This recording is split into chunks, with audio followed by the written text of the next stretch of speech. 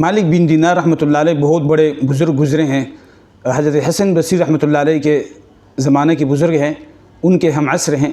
ایک مرتبہ وہ حج کے لیے نکلے تو عرفات میں لوگوں کو دیکھا تو دل میں یہ خیال آیا ان حاجیوں میں سے کس کا حج قبول ہوا ہے تاکہ میں ان کو مبارکباد دیتا، اور کس کا حج جو ہے وہ قبول نہیں ہوا تاکہ میں اس سے تعزیت کرتا اور اظہار افسوس کرتا۔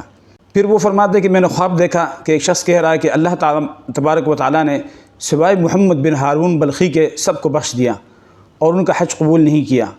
جب صبح ہوئی تو میں خراسان کے قافلے میں گیا اور میں نے پوچھا کہ تم میں بلخ کے لوگ کون ہیں؟ تو انہوں نے کہا ہم ہیں۔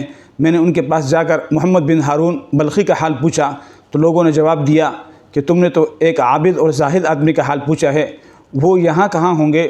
ان کو آپ مکہ کے کھنڈروں میں جا کر تلاش کریں۔ چنانچہ مالک بن دینار فرماتے ہیں کہ میں ان کو مکہ کے ایک ویران جگہ میں دیکھا تو مجھ سے کہنے لگے کہ تم کون ہو؟ میں نے جواب دیا کہ میں مالک بن دینار ہوں۔ تو انہوں نے کہا شاید آپ نے کوئی خواب دیکھا ہے۔ میں نے کہا ہاں۔ انہوں نے کہا کہ ہر سال کوئی نہ کوئی نیک آدمی ایسا ہی خواب دیکھا کرتا ہے، اور پچھلے 40 سالوں سے یہی ہو رہا ہے کہ ہر سال کوئی نہ کوئی نیک آدمی میرے متعلق خواب دیکھتا ہے۔ تو میں نے پوچھا کہ اس کا کیا سبب ہے؟ تو وہ بولے کہ میں شراب پیا کرتا تھا، چنانچہ رمضان کی پہلی رات کو بھی میں نے شراب پی لی تو اس پر میری ماں نے مجھے ڈانٹا۔ میں نے اس حالت میں اس کو پکڑ کر جلتے ہوئے تنور میں ڈال دیا، اور جب مجھے نشہ سے ہوش آیا تو میری بیوی نے مجھے کہا کہ آپ نے تو اپنی ماں کو جلا دیا ہے۔ تو اس وقت سے میں نے اپنا ہاتھ کاٹ ڈالا اور پاؤں میں بیڑیاں ڈال دیں، زنجیریں ڈال دیں، اور ہر سال میں حج کرتا ہوں اور اللہ سے دعا کرتا ہوں کہ اے غم کے دور کرنے والے، اے غم کے زائل کرنے والے، میرے غم کو دور کر دے، میرا غم زائل کر دے، میری ماں کو مجھ سے راضی کر دے۔ اور اس کے بعد 26 غلام میں نے آزاد کیے، 26 لونڈی آزاد کر چکا ہوں، اور ہر سال برابر میں یہی کرتا آیا ہوں۔ مالک بن دینار کہتے ہیں کہ میں نے اس سے کہا کہ تم نے تو اپنی آگ سے زمین اور زمین والوں کو جلا ڈالا ہے، تم نے بہت بڑا جرم کیا ہے۔